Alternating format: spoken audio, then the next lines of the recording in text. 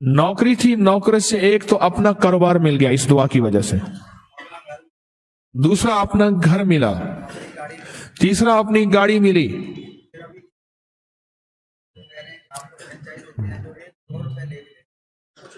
कहते अब आलम यह है कि मुझे फ्रेंचाइज देते हैं, लोगों को 1 करोड़ लेके दे रहे हैं, मुझे कहते हैं आज चुप करके ले आ, बताना किसी को नहीं। अगला लफ्ज मेरा है, इन्होंने नहीं कहा बताना किसी को नहीं। खैर पहले इसी आयत को तो मजा ले लें इसका। मेरे एक साहब कहने लगे अगर मैं चस को चस ना खा तो चस नहीं आती, चस को चस ना खा तो चस नहीं आती, मजे को मजा ना कहूं तो मजा नहीं आता। फिर इसका मजा तो ले लें, बैठ जाओ, इसका मजा ले लें आप। आपने तो पॉइंट बताया और हमारी आंखों की आंखें खुली रह गई। और कितनी बार पढ़ा, कैसे पढ़ा, बैठे बैठे बता दो। 11 बार पढ़ा, हर नमाज के बाद 11 बार पढ़ा। और कितने घंटे लगते हैं? मिनट, 2 मिनट लगते हैं। अब बोले, आप बताएंगे। अच्छा अपने सामने मैं कह रहा हूं ये आयत जो सूरत मायदा की है, मायदा की है, आप इसको हर नमाज के बाद 11 बार या सुबह शाम 11 बार या इफ्तार के वक्त 11 बार दे। मौला तेरे खजाने में कौन सी कमी है? तू शहनशाह लजपाल लखपाल है, तू सखी शहनशाह है, अपने गैब के खजाने से अता फरमा। कहते हैं पहले मुलाजमत थी, फिर वो दोहरा तो बैठे बैठे दोहराओ। अच्छा मुझे मजा आ रहा है बात पे, वो जो पैकेज लगा हुआ होता है ना, बात कुछ नहीं होती, और सुनाओ, वो असल मजा आ रहा होता है, बात कुछ नहीं होती, ऐसे ही खामखा होता है। अच्छा पहले मुलाजमत थी, फिर अपना कारोबार मिला, फिर गाड़ी थी, घर दिया, फ्रेंचाइज, कहते हैं करोड़ रुपया लोगों से लेंगे, आप ऐसे आके ले जाए। कोई भी मसला हो, परेशानी हो। और अभी मैंने अपने दर्स में हज के दौरान का वाकया सुनाया। कहने लगे कि मैं सन 2000 में आपसे मिलने आया, बहुत मसाइल, मुश्किलात, परेशानियों और दुखों में था, आपसे मिलने आए और मैंने आपको अपने मसाइल के बारे में अर्ज किया। तो आपने फरमाया था कि 2 रकात नमाज नफिल पढ़, जिसकी सूरत फातिहा के बाद 21 बार सूरत इखलास पढ़, सूरत फातिहा और सूरत कुल हुवल्लाह 21 बार पढ़। इस तरह 2 रकात नमाज नफिल पढ़ और इसका सवाब हुजूर के वसीले से, हुजूर सल्लल्लाहु तआला अलैहि वसल्लम के वसीले से सैयदा फातिमा रजी अल्लाह तआला अन्हा की रूह को हदिया कर और उनसे अर्ज करें कि अपने वालिद साहब की खिदमत में, हुजूर की बारगाह में मेरा ये मसला, मेरी ये उलझन, मेरी ये मुश्किल, मेरी ये तकलीफ पेश करें। आपकी बारगाह में अर्ज कर दें, ये तकलीफ पेश करें और उनसे अर्ज करें कि अल्लाह की बारगाह में मेरा यह मसला मनवा दें। इसकी दलील यह है, जिसे आप गौर से सुने और समझेंगे, कि सहाबा करम रिजवानुल्लाह ताला अलैहिम अजमईन को जब कोई मसला पेश आता था, जब कोई मुश्किल पेश आती थी और जब कोई तकलीफ पेश आती थी, तो सहाबा करम फौरन सैयदा फातिमा की बारगाह में पैगाम भेजते थे और अल्लाह के हबीब की बारगाह में कोई चीज मनवानी होती थी तो इनके जरिए मनवा लेते थे। और ये याद रखना, आज सदियों के बाद अज़ विसाल भी कोई चीज अल्लाह के खजानों से मनवानी है तो यह नुस्खा लाजवाब और आजमूदा है। ये नुस्खा लाजवाब है, आजमूदा है। मुझे एक साहब कहने लगे ऐसा अमल बताएं, कोई ऐसा अमल बताएं कि मैं चाहता हूं मेरी 7 नस्लों में रिस्क खत्म ना हो, जो महंगाई और हालात और परेशानियां मैं देख रहा हूं, कोई है अमल? मैं कहा बिल्कुल है। और मैंने उससे कहा कि ये मेरे परदादा के परदादा का अमल है, उनका ये अमल है, मेरे परदादा के परदादा का अमल, जो हमारी खानदानी याददाश्तों में ये लिखा हुआ है। और اور فرمایا اگر یہ کوئی بندہ کر لے اللہ نسلوں کا رزق اللہ سے منوا لے. اور میں نے اس سے کہا خیال کرنا رزق کے روحانی ساتھ منوانا، رزق کے روحانی ساتھ منوانا، ورنہ دولت مال چیزیں مل جائے گی جس کے بارے میں کہا جاتا ہے کہ بعض بندے ایسے ہوتے ہیں اللہ پاک ان سے لقمے نہیں چھینتا، سجدے چھین لیتا ہے. اللہ ان سے لقمے نہیں چھینتا. کیوں؟ رزق جسمانی دوسرے لفظوں میں مل رہا ہے اور رزق روحانی اللہ چھین لیتا ہے. یہ جو آج آپ بیٹھے ہیں تسبیح خانے میں اور میں بیٹھا ہوں، یہ ہم روحانی دسترخوان پہ بیٹھے ہیں. یہ بہت بڑا دسترخوان لگا ہوا ہے، یہ دسترخوان ہے. سنا ہے در یار پہ بڑی دھوم ہے، سنا ہے در یار پہ بڑی دھوم ہے، وہاں عاشقوں کا ہجوم ہے. یہ روحانی دسترخوان ہے، میں بھی خود محتاج ہوں. یہ روحانی دسترخوان ہے. تو میں نے اس سے عرض کیا کہ ایک دسترخوان نہیں مانگنا، دونوں مانگنا. رزق روحانی بھی، رزق جسمانی تو اس کو بھی ملتا ہے جس کو کلمہ نصیب نہیں ہوا. رزق جسمانی تو اس کو ہی ملتا ہے جس کو کملی والی کی غلامی نصیب نہیں ہوئی. رزق جسمانی تو اس کو ہی ملتا ہے جس کے ماتھے پہ شقاوت لکھی ہے. رزق جسمانی تو اس کو ملتا ہے جو اللہ کا نافرمان ہے. رزق جسمانی تو اس کو ملتا ہے جو اللہ کے وجود کا انکار کرتا ہے. رزق جسمانی تو اس کو ہی ملتا ہے جو آخرت اور قبر کا انکار کرتا ہے. رزق جسمانی تو اس کو ملتا ہے جو جنات اور برزخ کا انکار کرتا ہے. رزق جسمانی تو اس کو ملتا ہے جو خود کملی والی کی نبوت کا انکار کرتا ہے. وہ تو بے بہا لوگ ہیں، ان کو ملتا ہے. پر تجھے بھی صرف رزق جسمانی ملا اور اللہ سے یہ منوا لیا. نہ یہ نہ منوانا، اللہ سے کہنا ہے اللہ رزق روحانی بھی دے اور رزق جسمانی بھی دے. دو رزق کٹھے عطا فرما. کون سا رزق؟ اور رزق جسمانی بھی دے. کہیں ایسا نہ ہو کہ میری نسلوں میں صرف مال دولت اور چیزیں ہوں اور تیرا نام اور تیرے حبیب کا نام نہ ہو، تیرا نام اور تیرے کملی والے کا نام نہ ہو، تیرا نام اور تیرے دوستوں کا نام نہ ہو، تیرا نام اور تیری آل و اصحاب کا نام نہ ہو. کہیں ایسا نہ ہو میں محروم ہو جاؤں. مجھے آل اور محمد اور آل محمد اور اصحاب محمد کی نسبتیں یہ بھی ساتھ عطا کیے رکھ. میں نے اس سے کہا کہ دو چیزیں مانگنا. اچھا قدرت کا نظام ہے، تو دیوانے بھی ہوتے ہیں، یقین والے ہوتے ہیں. آپ جیسے آپ مخلص بیٹھے ہیں اور پوری دنیا میں ہمارے ساتھ اس وقت مخلص بیٹھے ہیں جو ہماری آج کی محفل میں شریک ہیں، ہوتے ہیں دیوانے.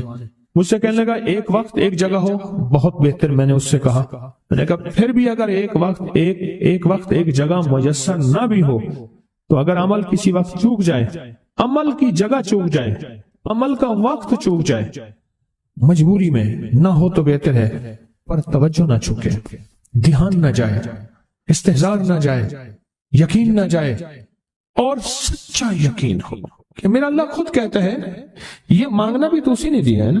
جب اس کریم نے مانگنا ہی خود دیا ہے تو عطا بھی خود کرے گا. نہیں خوف نارے جہیم کا کہ کرم ہے مجھ پہ کریم کا، وہ خود عطا کرے گا مجھے. اس نے مانگنا دیا دے گا. یقین ہو ایسا ایسا ایسا ایسا، اتنا زبردست یقین ہو، اتنا یقین ہو اللہ کے ملنے پہ اور اللہ کے مانگنے پہ، اتنا یقین ہو کہ گمان اور خیال سے بالا تر یقین ہو، بہت زیادہ یقین. یاد رکھیے گا میری بات، میری طرف دیکھتے رہیں. یاد رکھیے گا جس کو ملا ہے یقین کی طاقت میں ملا ہے، اور جس سے چھنا ہے بے یقینی نے اس سے سب کچھ چھین لیا. بے یقینی نے اس سے سب کچھ چھین لیا. جس کو ملا ہے یقین کی طاقت سے ملا ہے. یقین ہو کہ میں کر رہا ہوں اور اللہ مجھے دے دے گا. کہا کہ کیسا یقین ہو؟ کہا جیسے بکری کے تھن دودھ سے بھرے ہوئے اور میں کہوں کہ میرے ہاتھ سے دباؤں گا اور دودھ نکلے گا، اس سے زیادہ یقین.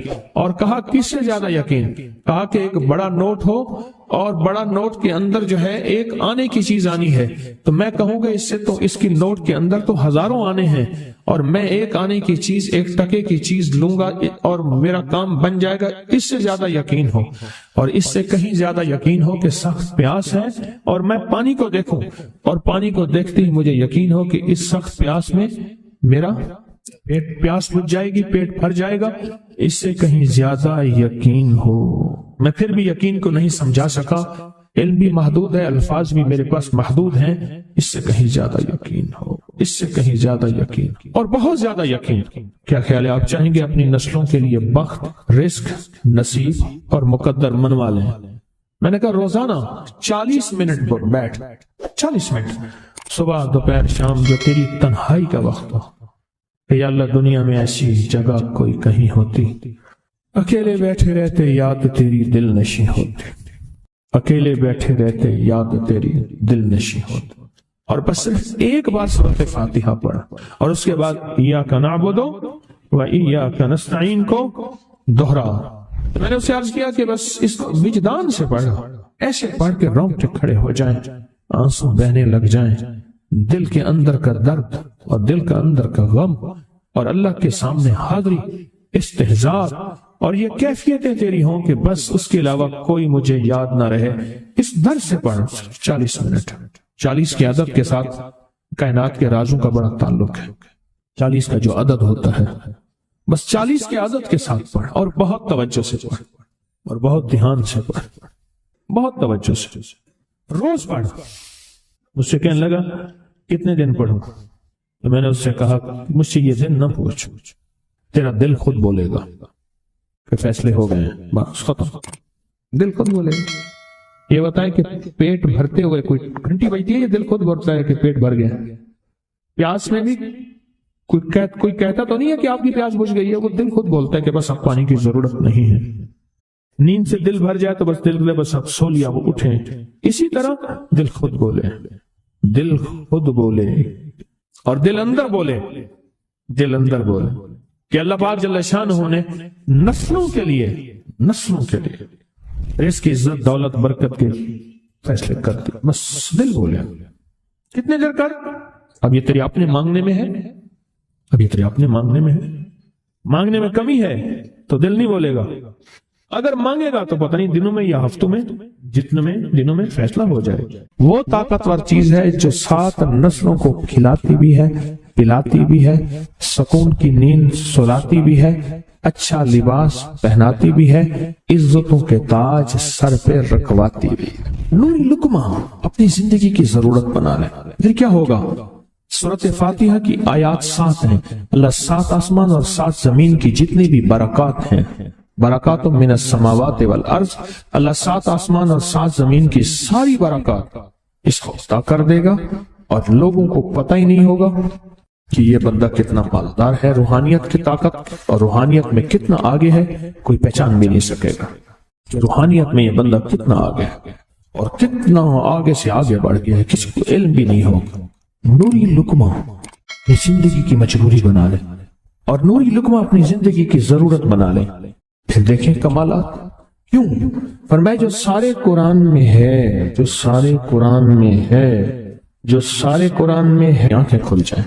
یہ سورۃ فاتحہ نماز کھانے کے دوران پڑھنے والا یہ اہل نظر میں ہے، اس کی نظر وسیع ہو جاتی ہے، یہ اہل کشف ہوتے ہیں، ان کی دل کی آنکھیں کھل جاتی ہیں، یہ فرشتوں کو دیکھتے ہیں، یہ انسانوں کے دلوں میں جھانک لیتے ہیں، یہ کائنات کے راز پڑھ لیتے ہیں، کائنات کے راز پڑھ لیتے ہیں۔ کہ اللہ پاک ان کے سامنے جنات آنکھوں سے دکھاتا ہے، حتیٰ کہ یہاں تک کہ اللہ قبر کے راز بھی ان کے اوپر کھل دیتے ہیں۔ نوری لقمے کا اثر یہ ہے دل کی آنکھیں کھل جاتی ہیں، دل کی آنکھیں کھل جاتی ہیں، دل کی آنکھیں کھل جاتی ہیں۔ یہ نور لقمے کی تاثیر ہے۔ چہرے کی آنکھیں تو سب کے پاس ہیں، دل کی آنکھیں سب کے پاس نہیں، دل کی آنکھیں سب کے پاس نہیں، چہرے کی آنکھیں سب کے پاس ہیں، دل کی آنکھیں سب کے پاس نہیں۔ نوری لقمے کی یہ تاثیر ہے کہ دل کی آنکھیں کھل جاتی ہیں اور دل کی دنیا آباد اور دل کی دنیا شاد اور دل کا وہ بندہ بامراد بن جاتا ہے جو نوری لقمے اپنی زندگی میں شامل کرتا ہے۔ اور نوری لقمے سورۃ فاتحہ اور کتنی بار؟ اچھا، یہ سورۃ فاتحہ بیماریوں کا علاج۔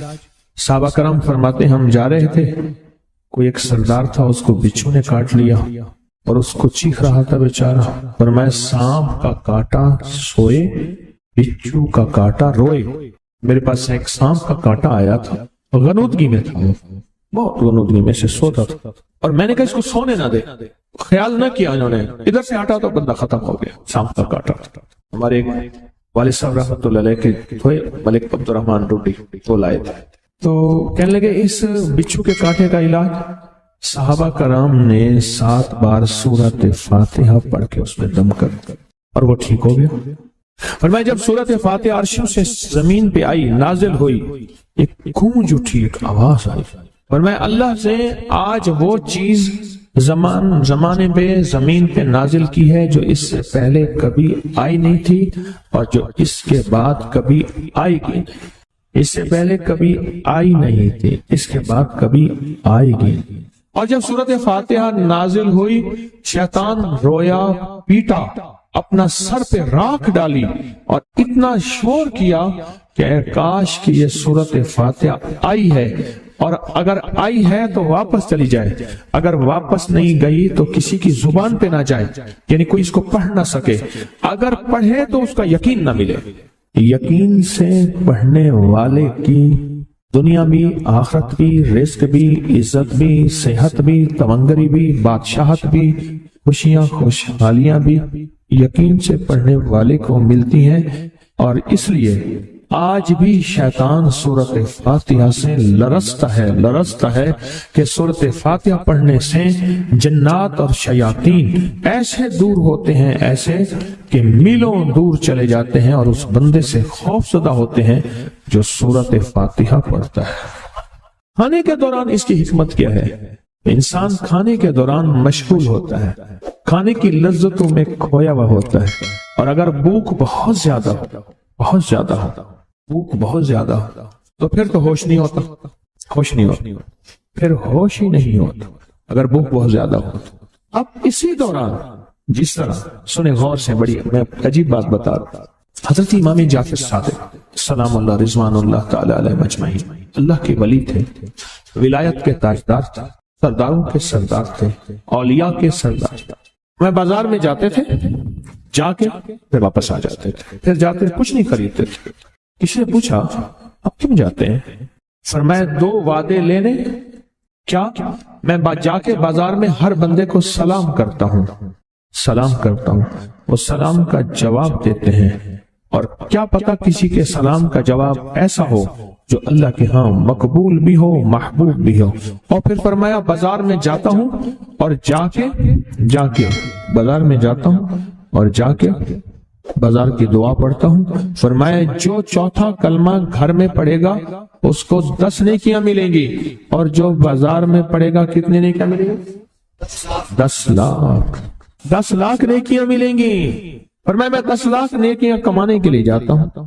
آل رسول کی محبتیں، عبادتوں کا حرص دیکھیں، ہمیں مال کا حرص، انہیں اعمال کا حرص۔